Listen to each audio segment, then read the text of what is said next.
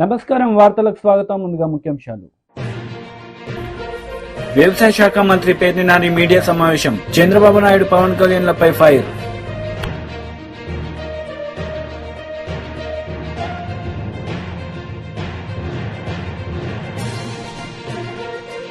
BJP నేత Laxman press meet, పలు అంశాలపై వివరణ.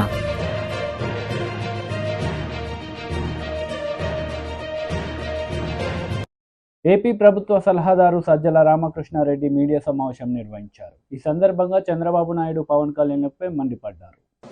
ఇప్పుడు ఈ డ్రగ్స్ కు సంబంధించినంత వరకు వచ్చి పడింది అక్కడికి వైజాగ్లో ఒక భారీ సినిమా తరహాలో సినిమా ఫ్యాక్టరీలో అది బయటకు వచ్చింది, పట్టుబడింది. CBI central intelligence central government చెందిన సిబిఐ దాన్ని పట్టుకుంది.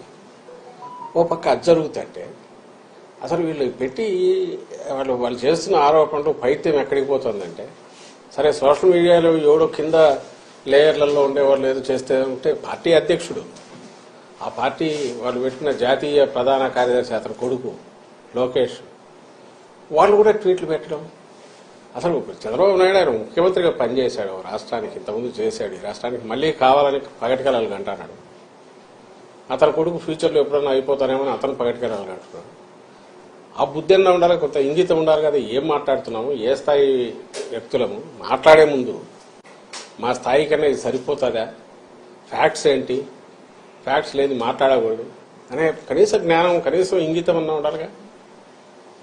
ఇప్పుడు దానికి రిప్లై మేము ఎక్స్ప్లెనేషన్ లాగా ఇచ్చుకోవాలి.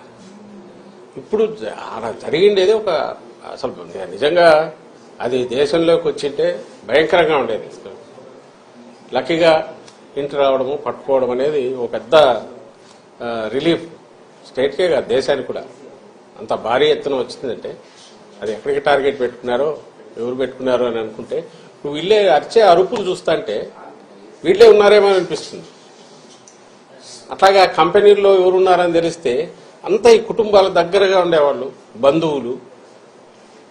సాక్షాత్తు ఆమె ఈయన చంద్రబాబు నాయుడు వదిన, ఇప్పుడు BJP state president Purandeswari, NT Rama Rao కుమార్తె, ఆమె కొడుకు ఒక కంపెనీ, దాంట్లో కంపెనీలో ఉన్నాడు. ఆమె వియ్యంకుడు ఆ కంపెనీలోనే పార్ట్నర్ అనుకున్నారు. వాళ్ళు ప్రమోట్ చేసిన కంపెనీనే తర్వాత డివైడ్ అయ్యింది, ఒక్కొక్కరు ఒక యాక్టివిటీ చూసుకుంటున్నారు. బయటకు వచ్చి మేము అటాక్ చేసి వీడు సంజయ్ శివార్ వాళ్ళు టీడీపీ వాళ్ళు, అట్లాంటి వాళ్ళు ఉల్టా ముందే అందుకొని హడావుడిగా రాత్రి నుంచి పొద్దున్న నుంచి ఉదరగొడుతున్నారు. ఇప్పుడు ఇది కాదు, ప్రతి దాంట్లోనూ వాళ్ళు అలాగే చేస్తున్నారు ఫస్ట్ నుంచి ఇప్పటి వరకు. ఇది మళ్ళీ ఎన్నికలకు పోతున్న సమయంలో దీన్ని తీసుకొచ్చేసి మా మీద బండ వేస్తే మేము ఇది చేయాలి. ఇది ఖచ్చితంగా మేము అనుమానించేది. ఇది ఒక పెద్ద రిలీఫ్ దొరకడం అనేది. అదే గన ఊహించలేకపోతున్నాం. అది గన తప్పించుకొని బయటకు వచ్చింటే ఇది ఖచ్చితంగా టీడీపీకి సంబంధించిన నాయకుల రోల్ ఉందని గట్టిగా అనుమానిస్తున్నాం. మామూలుగా అయితే రిలీఫ్ ఫీల్ అయ్యేవాళ్ళం. అయితే వాళ్ళ ఉలికిపాటు చూస్తుంటే, వాళ్ళు దాన్ని తెచ్చి మా మీద వేయాలని చూస్తుంటే, ప్రభుత్వం మీద వేయాలని చూస్తుంటే, వైఎస్ఆర్ కాంగ్రెస్ పార్టీ మీద నింద వేయాలని చూస్తుంటే ఇప్పుడు అనిపిస్తుంది వీళ్ళు తప్పించుకోవడానికే మా మీద నింద వేస్తున్నారని.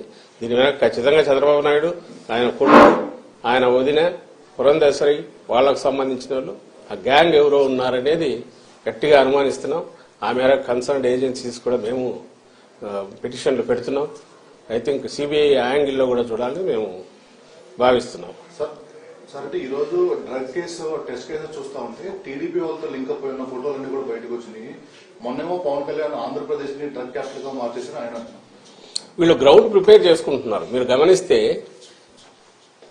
డ్రగ్ రిలేటెడ్ గంజాయి మన స్టేట్ లో అంటే గంజాయి మెయిన్, దాని మీదనే ఉండేవాళ్ళు. ఇంతకుముందు టోకెన్ గా ఎప్పుడన్నా జరిగేవి, నామకా వస్తే దాడులు జరుగుతుండేవి, తగలబెట్టేవాళ్ళు. మీరు గమనిస్తే ఉమ్మడి స్టేట్ లో అట్లాగే ఉండేది.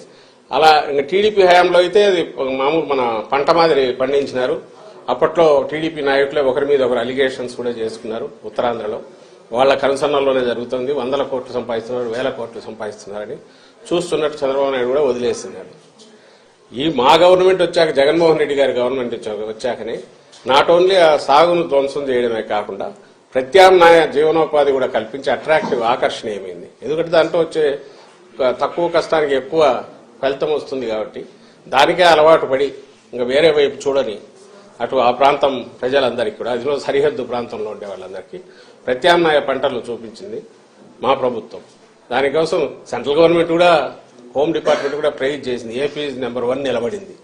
ఏది ఈ ఆపరేషన్ పరివర్తన అని, ఆపరేషన్ నవోదయం అని. ఎవరైతే ఈ సాగు మీద డిపెండ్ అయిన ప్రజలు కానీ, బార్డర్ వీళ్ళు కానీ దానికి అలవాటు పడిన వాళ్ళను దాని నుంచి మళ్లించడంలో ఏపీ నెంబర్ 1 అనేది నిలబడింది. దానికోసం ఎస్సీబీ అదే పని మీద ఉంది. ఎస్సీబీ పెట్టిన తర్వాత 11,000 12,000 ఎకరాల్లో సాగును ధ్వంసం చేశారు. అంతటితో మళ్లీ వాళ్ళు దాని వైపు పోకుండా different crops, alternative crops, remunerative crops ను అక్కడ ప్రమోట్ చేసి వాళ్లకు జీవనం. టీడీపీ జాతీయ అధికార ప్రతినిధి కొమ్మారెడ్డి పట్టాభిరామ్ మీడియా సమావేశం నిర్వహించారు. ఈ సందర్భంగా పలు అంశాలపై ఆయన మాట్లాడారు. ముఖ్యమంత్రి జగన్ రెడ్డిని అడుగుతా ఉన్నా, ఏం పనయ్యా? ఆంధ్రప్రదేశ్ సీనియర్ ఆఫీసర్స్ ఏం పని? విశాఖపట్నం పోర్టులో మత్తు పదార్థాలు దిగుమతి అవుతా ఉన్నాయి భారీ ఎత్తున బ్రెజిల్ నుంచని ఇంటర్పోల్ ద్వారా సమాచారం వచ్చి సిబిఐ అధికారులు అక్కడికి వెళ్లి తనిఖీ చేస్తా ఉంటే ఇవాళ నీ మోచేతి నీళ్లు తాగేటటువంటి అధికారులకు ఏం పనయ్యా? During the process of examination various senior officers of Andhra Pradesh government gather at site causing delay in CBI proceeding. CBI వాళ్ళు తనిఖీల కార్యక్రమానికి ఎందుకు అడ్డం పడ్డారండి? దేనికి అడ్డం పడ్డారు? అంటే ములాఖత్తే కదా ఇది. అంటే మీకు ముందే తెలుసు, ఒక కంటైనర్లో 25,000 కిలోలు డ్రైడ్ ఈస్ట్ రూపంలో దానిలో మత్తు పదార్థాలు, హెరాయిన్ కానీ కొకైన్ కానీ కలిసి ఉన్నటువంటి మత్తు పదార్థాలు కలిపి ఉన్నటువంటి డ్రైడ్ ఈస్ట్ బ్రెజిల్ నుంచి దిగుమతి అవుతుందని మీకు తెలుసు. తెలిసి నిన్న హైరాణ పడిపోయారు. తాడేపల్లి కొంపలో కూర్చున్నటువంటి సైకో జగన్ రెడ్డి, ఆయన దొంగల ముఠ, ఈ డ్రగ్ మాఫియా అంతా ఆడలిపోయారు. అయ్యయ్యో అయ్యయ్యో, ఇన్ని వేల కిలోలు పట్టేసుకున్నారే, ఏదో ఒక రకంగా అడ్డు తగలాలని చెప్పి ఆంధ్రప్రదేశ్ గవర్నమెంట్ అధికారులను పంపిస్తారా? ఆంధ్రప్రదేశ్ గవర్నమెంట్ అధికారులను పంపించి సిబిఐ వాళ్ళకి అడ్డు తగిలే ప్రయత్నం చేస్తారా? సిబిఐ వాళ్ళు వాళ్ళ రిపోర్ట్లో రాశారు. ఇవాళ ఈ సంధ్య ఆక్వా ఎక్స్పోర్ట్స్ కమిటీ గురించి కూడా మనం మాట్లాడుకోవాలి. ఇవాళ ఏ కంపెనీ పేరు మీద అయితే ఈ డ్రగ్స్ వచ్చాయో, సంధ్య ఆక్వా ఎక్స్పోర్ట్స్ ప్రైవేట్ లిమిటెడ్, ఎవరిది ఈ కంపెనీ? ఈ కంపెనీ యొక్క మేనేజింగ్ డైరెక్టర్ పేరు కోనం వీరభద్రరావు. కోనం వీరభద్రరావు ఎవరి? కోనం వీరభద్రరావు. ఈ కోనం వీరభద్రరావుది ఈదుమూడి గ్రామం, సంతనూతలపాడు కాన్స్టిట్యున్సీలో, సంతనూతలపాడు అసెంబ్లీ కాన్స్టిట్యున్సీలో నాగులుప్పలపాడు మండలంలో ఈదుమూడి గ్రామం. ఏ కంపెనీ పేరు మీద అయితే డ్రగ్స్ బ్రెజిల్ నుంచి భారీగా వచ్చాయో, సంధ్య ఆక్వా ఎక్స్పోర్ట్స్ ప్రైవేట్ లిమిటెడ్, ఆ కంపెనీ ఎండి కోనం ప్రభాకర్ రావు, కోనం వీరభద్రరావు. ఈ కోనం వీరభద్రరావుదే ఈదుమూడి గ్రామం, నాగులుప్పాల మండలం, సంతనూతలపాడు కాన్స్టిట్యున్సీ. ఈ కోనం వీరభద్రరావు కుటుంబం మొత్తం కూడా వైఎస్ఆర్ కాంగ్రెస్ పార్టీకి చెందినటువంటి కుటుంబం. ఇవ్వండి ఆ ఊర్లో వాళ్ళు వేసినటువంటి బ్యానర్లు, కోనం వీరభద్రరావు గారి ఫోటో, ఆయన పేరు, ఆయన భార్య photo, Nandigam Suresh, Merugu Nagarjuna, YS Jaganmohan Reddy, Santhanuthalapadu MLA Sudhakar Babu, Vijayasai Reddy, Balineni, వీళ్ళందరి ఫోటోలతో పెద్ద బ్యానర్లు. ఇదిగోండి కోనం వీరభద్రరావు. కోనం వీరభద్రరావు నలుగురు సోదరులు, ఒకడు కోనం వీరభద్రరావుకి ఇంకా 3 అన్నదమ్ములు ఉన్నారు. వీళ్ళలో 2 అమెరికాలో ఉంటారు. ఒక అన్న కోనం పూర్ణచంద్రరావు వైసీపీ సీనియర్ నాయకుడు. ఇదిగోండి విజయసాయిరెడ్డితో ఉన్నటువంటి photo. Konam Veerabhadrarao Sandhya aqua exports private limited MD యొక్క అన్న కోనం పూర్ణచంద్రరావు ఎవరు? వైఎస్ఆర్ కాంగ్రెస్ పార్టీ సీనియర్ నాయకుడు, నాగులుప్పలపాడు మండలంలో సీనియర్ నాయకుడు, ఈదుమూడి గ్రామంలో ఈయనే పెద్ద దిక్కు వైఎస్ఆర్ కాంగ్రెస్ పార్టీకి. ఇదిగోండి విజయసాయిరెడ్డి గారిని కలిసిన ఈదుమూడి వైఎస్ఆర్సీపీ సీనియర్ నాయకులు కోనం పూర్ణచంద్రరావు గారు. వైఎస్ఆర్ కాంగ్రెస్ పార్టీ జాతీయ ప్రధాన కార్యదర్శి, రాజ్యసభ సభ్యుడు, YSR Congress party regional coordinator Shri V Vijayasaireddy గారిని తాడేపల్లిలోని ఆయన స్వగృహంలో శాసనసభ్యులు టీజేఆర్ సుధాకర్ బాబు గారి సమక్షంలో కలుసుకుని గ్రామ మరియు మండల రాజకీయాలు మరియు అభివృద్ధి గురించి చర్చించిన వైఎస్ఆర్ కాంగ్రెస్ పార్టీ సీనియర్ నాయకులు కోనం పూర్ణచంద్రరావు. ఇప్పుడు అర్థమైంది కదండి రాష్ట్ర ప్రజలందరికీ ఎవరిది Sandhya aqua exports private limited company? Konam వీరభద్రరావుది. ఎవరి కోనం వీరభద్రరావు? కోనం పూర్ణచంద్రరావు అనే సీనియర్ వైఎస్ఆర్ కాంగ్రెస్ పార్టీ సోదరుడే కోనం వీరభద్రరావు. ఎక్కడుంటారు వీళ్ళు? సంతనూతలపాడు కాన్స్టిట్యున్సీలో నాగలొప్పలపాడు మండలంలో ఈదుమూడి గ్రామంలో ఉంటుంది ఈ కుటుంబం. ఎంతమంది వీళ్ళు? 4 అన్నదమ్ములు. 2 అమెరికాలో ఉంటారు, 2 ఇక్కడ ఉంటారు. దానిలో ఒకరు Konam Veerabhadrarao, Sandhya aqua exports private limited MD. వాళ్ళ అన్న Konam Purnachandrarao senior YSR Congress party నాయకుడు, విజయసాయి రెడ్డి గారికి అత్యంత సన్నిహితుడు. ఇప్పుడు అర్థమైంది కదండి లింక్ అర్థమైంది కదా? ఇంత దుర్మార్గంగా డ్రగ్స్ వ్యాపారం. వ్యవసాయ శాఖ మంత్రి పేర్ని నాని మీడియా సమావేశం నిర్వహించారు. ఈ సందర్భంగా పలు అంశాలపై ఆయన మాట్లాడారు. కనుక తగు చర్యలు తీసుకుంటామని చెప్పని కూడా ఎలక్షన్ కమిషనర్ గారు చెప్పారు, స్టేట్ ఎలక్షన్ కమిషనర్ గారు. అలాగే నిన్న కూడా వైఎస్ఆర్ కాంగ్రెస్ పార్టీ తరఫున చంద్రబాబు నాయుడు గారు సతీమణి గారు పురంధేశ్వరి గారు భువనేశ్వర్ గారు మన్నించండి, చంద్రబాబు నాయుడు గారు సతీమణి గారు భువనేశ్వరి గారు నిన్న ఆవిడ ఎన్నికల నియమావళికి విరుద్ధంగా పక్కన ఎన్నికల్లో పోటీ చేసేటువంటి తెలుగుదేశం పార్టీ అభ్యర్థులు అలాగే ఎమ్మెల్సీ వీళ్ళందరూ ఉండగా ప్రజల్ని ప్రలోభ పెట్టేటువంటి ప్రయత్నం కింద వచ్చేటువంటి చెక్కుల పంపిణీ కార్యక్రమం, ఎన్నికల నియమావళికి విరుద్ధంగా ఆవిడ చెక్కులు పంచిపెట్టడం అనేది సాక్షాత్తు వాళ్ళ ఈనాడులోనే అచ్చు వేశారు. అమ్మగారు చెక్కులు పంచి పెడుతున్నారని చెప్పని ఇది ఎన్నికల నియమావళికి విరుద్ధం కాబట్టి ఖచ్చితంగా దాని మీద చర్యలు తీసుకోమని నిన్న ఇవ్వటం జరిగింది. ఈరోజు కూడా అయ్యా సిఓ గారు నిన్న ఇచ్చాం, దాని మీద ఏం చర్యలు తీసుకున్నారని కూడా వారిని అడిగాం. నేను జిల్లా కలెక్టర్లకి ఆ సంబంధిత జిల్లా కలెక్టర్కి రాస్తున్నాను, రాసి ఖచ్చితంగా ఎన్నికల నియమావళికి విరుద్ధంగా దాంట్లో చెక్ ఇవ్వటం అనేది పొరపాటు, చెక్ ఇవ్వటం అనేది కరెక్ట్ అయితే కనుక చర్యలు తీసుకోమని చెప్పని కూడా కలెక్టర్లకి ఆదేశాలు జారీ చేస్తాను, సంబంధిత కలెక్టర్ అని కూడా వారు చెప్పడం జరిగింది. ఇది మరొకసారి. అలాగే ఈనాడు పేపర్లో ఇవాళ దుర్మార్గంగా కిరాతకంగా వైజాగ్ డ్రగ్స్ గురించి ఒక బ్యానర్ ఐటమ్ పెద్ద హెడ్లైన్స్తో రాయటం జరిగింది. దానిలో అంతా కూడా నల్ల ఇంకుతో రాసే నల్ల సిరాతో రాసే వార్త కంటే కూడా విషాన్ని ఉపయోగించి జగన్మోహన్ రెడ్డి గారి మీద విపరీతమైనటువంటి ద్వేషంతో కూడిన విషం అనే సిరాతో రాసినటువంటి వార్త ఎన్నికల కోడ్ ఆఫ్ కండక్ట్ కింద, మోడల్ కోడ్ ఆఫ్ కండక్ట్ కింద వస్తుంది. అది బేస్లెస్ ఎలిగేషన్స్ ఈ రాష్ట్ర ప్రభుత్వానికి, వైఎస్ఆర్ కాంగ్రెస్ పార్టీకి, మా నాయకుడు జగన్మోహన్ రెడ్డికి ఆపాదించేట్టుగా కిరాతకమైన వార్తలు ప్రజల్లో ఇమేజ్ డ్యామేజ్ చేసేట్టుగా ఈనాడు తప్పుడు వార్తలు రాస్తుంది. కాబట్టి ఈనాడు మీద కూడా చర్యలు తీసుకోమంటే దానికి కూడా చెప్పాం. అంటే ఆయన ఎలక్ట్రానిక్ మీడియా మీద గైడ్ లైన్స్ ఉన్నాయి కానీ ప్రింట్ మీడియా మీద లేదు అంటే వారికి కూడా చెప్పాం. మేము ఒక ఉత్తరం మీకు ఇస్తామండి, రిప్రజెంటేషన్ ఇస్తాం, మీరు ఢిల్లీలో ఉన్నటువంటి ప్రధాన ఎన్నికల అధికారికి కూడా రాయండి. వారి ఊహలో లేకపోతే ఎలక్షన్ కమిషన్ యొక్క ఉద్దేశంలో టీవీల్లో మాత్రమే తప్పుడు వార్తలు వస్తాయి, పేపర్ వాళ్ళు చాలా బుద్ధిమంతులు అనుకుంటున్నారేమో.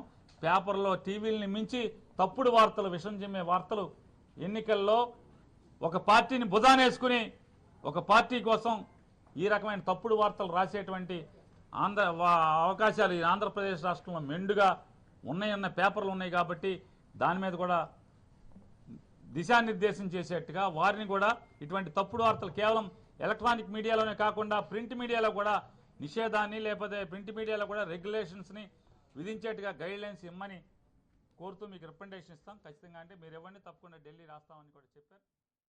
తెలుగునాడు అంగన్వాడీ డ్వాక్రా సాధికార కమిటీ రాష్ట్ర అధ్యక్షురాలు ఆచంట సునీత మీడియా సమావేశం నిర్వహించారు. ఈ సందర్భంగా పలు అంశాలపై ఆమె మాట్లాడారు. చెయ్యండి అని చెప్పేసి నీచమైన రాజకీయాలకు తెరతీస్తున్నటువంటి వ్యక్తి ఈ యొక్క ప్రభుత్వం, వైఎస్ఆర్సీపీ ప్రభుత్వం, అలాగే జగన్మోహన్ రెడ్డి ముఖ్యమంత్రి గారు.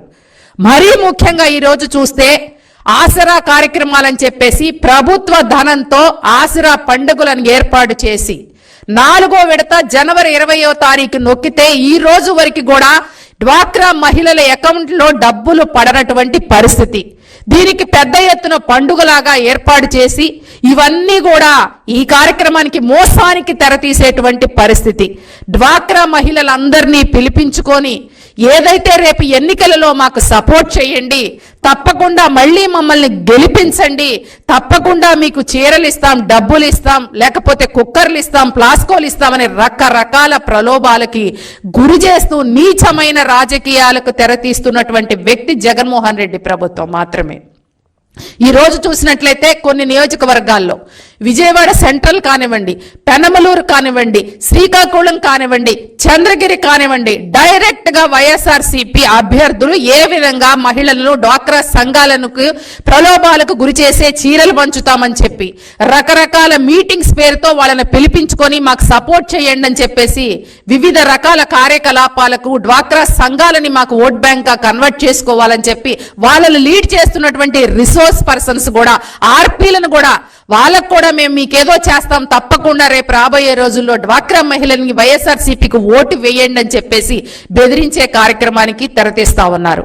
అదేమని చెప్పేసి ప్రతిపక్షాలు నోరు విప్పి మాట్లాడితే భౌతిక దాడులు చేసే కార్యక్రమానికి అంత నీచమైన సంస్కృతి తెరతీసిన వ్యక్తి జగన్మోహన్ రెడ్డి ప్రభుత్వం.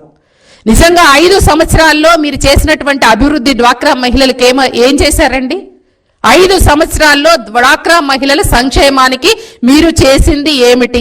గత ప్రభుత్వంలో చంద్రబాబు నాయుడు గారు డ్వాక్రా మహిళల్ని తన మానసిక పుత్రికలుగా చూసుకొని ప్రపంచ చిత్రపటంలో చూపించి, డ్వాక్రా మహిళ అంటే తన కాళ్ళ మీద తను నిలబడి కుటుంబానికి స్వాలంబనగా ఉండాలని చెప్పి మంచి సదుద్దేశంతో డ్వాక్రా గ్రూపుల్ని, డ్వాక్రా మహిళల్ని తయారు చేస్తే ఈ 5 సంవత్సరాల కాలంలో జగన్మోహన్ రెడ్డి గారు ముఖ్యమంత్రి అయిన తర్వాత నిజంగా డ్వాక్రా మహిళలు పడినటువంటి ఇబ్బందులు మామూలు ఇబ్బందులు కాదు. వాళ్ళ మీద కేసులు పెట్టడం, మీటింగ్స్కి రాకపోతే మీకు లోన్స్ ఇవ్వమని చెప్పడం, అలాగే మీ కుటుంబ సభ్యులకి పెన్షన్ ఇవ్వమని చెప్పడం, ఇలా ఎన్నో బెదిరించే కార్యక్రమాలకి తెరతీసి డ్వాక్రా సంఘాలను నిర్వీర్యం చేసినటువంటి ఘనత వైఎస్ఆర్సీపీ జగన్మోహన్ రెడ్డి ప్రభుత్వాన్ని మాత్రమే. ఈ రోజు ఏ మొహం పెట్టుకొని మీకు డ్వాక్రా సంఘాలను ఓట్లు అడగటానికి వస్తా ఉన్నారు జగన్మోహన్ రెడ్డి గారు? రాష్ట్రంలో 1,14,00,000 మంది డ్వాక్రా మహిళలు ఉన్నారు. మీకు ఒకసారి ఆలోచన చేసుకోండి, డ్వాక్రా సంఘాలకి నేను ఏమి చేశాను అని చెప్పేసి, ఏ విధంగా వాళ్ళ అభివృద్ధిలో నేను పాటుపడ్డాను అని చెప్పేసి ఒక్కసారి మీరు ప్రశ్నించుకుంటే డ్వాక్రా గ్రూపులకి ఈ 5 సంవత్సరాల కాలంలో మీరు చేసినటువంటి సంక్షేమం ఏంటి? ఏదైతే అభయహస్తం పేరుతో వాళ్ళు దాచుకున్నటువంటి 2,000 కోట్ల రూపాయల సొమ్మును కూడా మీరు మరలించుకున్నారు అంటే, అలాగే వాళ్ళు పొదుపు చేసుకున్నటువంటి మూలధనాన్ని కూడా ఇళ్ల నిర్మాణాల పేరుతో అవి కూడా మీరు నిజంగా దొంగతనం చేశారని అనాలి జగన్మోహన్ రెడ్డి. మహిళలు దాచుకున్నటువంటి డబ్బు మీద కూడా బ్రతికాడు అంటే ఈ ఒక ముఖ్యమంత్రి అండి? ఇంత నీచ చరిత్ర ఉన్నటువంటి ముఖ్యమంత్రి రాబోయే రోజుల్లో ఉండరు, చూడరు అనేది కూడా ఈ రోజు రాష్ట్రంలో మహిళలందరూ కూడా అనుకునేటువంటి పరిస్థితి.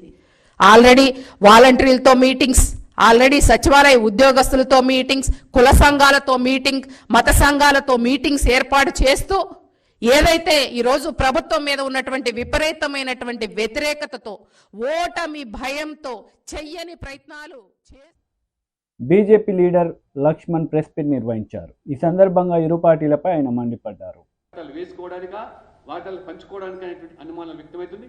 ఇప్పటికైనా మరి ఈ ఎన్టీపీసీ మరి ఇప్పటికీ 3 ఉత్తరాలు ఈ ప్రభుత్వాలకు రాసినా మరి చీమకొచ్చినట్టుగా లేదు. కాబట్టి ఈ వేసవి కాలంలో ముఖ్యంగా రైతులు, గ్రామాల్లో, పల్లెల్లో పశువులకు కూడా నీరు లభించే దుస్థితి వచ్చే ప్రమాదం ఉంది. కాబట్టి ఇప్పటికైనా కళ్ళు తెరిచి మీరు భక్తు రాజకీయాలు చేసినప్పటికీ, పీసీ అధ్యక్షుడిగా ఉన్నప్పటికీ, గేట్లు తెరిచినప్పటికీ దీని మీద కూడా దయచేసి దృష్టి సారించి తెలంగాణ నుంచి, అంధకారం నుంచి ఆదుకోవాల్సిందిగా కూడా నేను ఈ ప్రభుత్వానికి, రేవంత్ రెడ్డి గారికి నేను విజ్ఞప్తి చేస్తాను.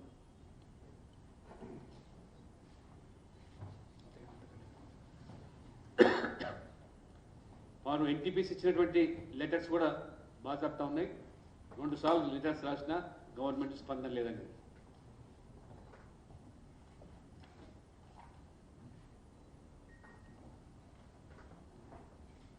So thank you. Rahul Gandhi మాట్లాడుతూ అకౌంట్ ఫ్రీజ్ చేయడం వల్ల కనీసం రైతు టికెట్లు కూడా మా దగ్గర డబ్బులు లేవు, ఇండియాలో డెమోక్రటిక్ లేదని మాట్లాడుతున్నారు. రాహుల్ గాంధీ గారికి రాజ్యాంగ సంస్థల మీద విలువ లేదు, నమ్మకం లేదు, కోర్టుల మీద నమ్మకం లేదు, దర్యాప్తు సంస్థల మీద నమ్మకం లేదు. ఇవాళ ఢిల్లీ హైకోర్టు చంపపెట్టు లాంటి తీర్పునిచ్చింది ఇవాళ. మీ బ్యాంకులు అకౌంట్ సీజ్ అయిన మీద హైకోర్టు జోక్యం చేసుకునే ప్రసక్తి లేదు. ఆ సీజ్ చేసుకున్నటువంటి ఆ ఫ్రీజ్ అయినటువంటి అకౌంట్స్ తెరిపించడానికి ఏమాత్రం కూడా సుముఖం.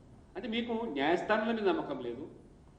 మీకు ఇన్కమ్ ట్యాక్స్ వాళ్ళు తాకి తెలిస్తే దానికి జవాబు చెప్పి తప్పైతే పెనాల్టీలు కట్టి పోల్సింది పోయి ఇంతసేపు రాజకీయంగా మీరు దుమ్మెత్తిపోయారు. చివరికి కోర్టుల మీద కూడా వారు ఆ రకంగా వక్ర భాషను చెప్తున్నారంటే దేని మీద మీకు అంటే మీరు చెప్పిందే వేదం కావాలా? మీరు చెప్పిందే ఇవాళ ఒక రాజ్యాంగం కావాలా? హైకోర్టు ఇవాళ ఢిల్లీ హైకోర్టు ఇచ్చింది, నువ్వు హైకోర్టు మా కోర్టు తెప్పించమని చెప్తే ప్రసక్తే లేదని చెప్పింది హైకోర్టు. ఇంతకంటే ఏం కావాలి? ఇంకా రాహుల్ గాంధీకి ఎంతసేపు ఈ దేశం మీద, ఈ దేశ ప్రజాస్వామ్య వ్యవస్థ మీద విషం చిమ్మడమే, నరేంద్ర మోడీ గారి మీద ఉన్న అక్కసును ఈ దేశం మీద కూడా, ఈ దేశమే కాదు విదేశాలకు వెళ్ళినప్పుడు కూడా ఈ దేశంలో మైనార్టీలకు భద్రత లేదని, ప్రజాస్వామ్యమే లేదని, అంటే దేశం యొక్క విలువను కాలరాసే విధంగా మాట్లాడుతూ ఉంటే ప్రజలు గమనిస్తూ ఉన్నారు. కాబట్టి ఖచ్చితంగా ప్రజలు ప్రజాస్వామికంగానే ఈ పార్టీలకు వీరికి ఖచ్చితంగా బుద్ధి చెప్తారు. బీఆర్ఎస్ ఎంపీ కూడా ఢిల్లీలో మాట్లాడుతూ ఈ రాజకీయ కక్షపూరితమైన అరెస్టులు కేజ్రీవాల్ కలిసేవి ఏం చెప్పాలి? ఏం చేసి కోర్టులు చెప్తున్నాయి, ఎంక్వైరీలు జరుగుతున్నాయి.